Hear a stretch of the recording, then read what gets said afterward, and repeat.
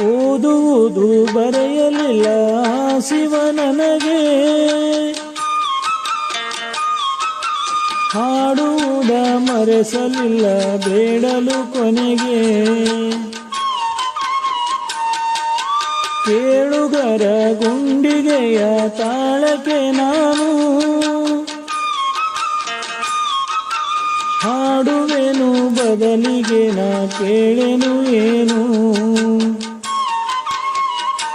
ಮನೆಯೇ ನನ್ನ ಶಾಲೆಯು, ಪದವೇ ನನ್ನ ಪಾಠವು, ಗುರುವೇ ನನ್ನ ಅಮ್ಮನು, ನನಗೆ ನಾನೇ ಗುಮ್ಮನು.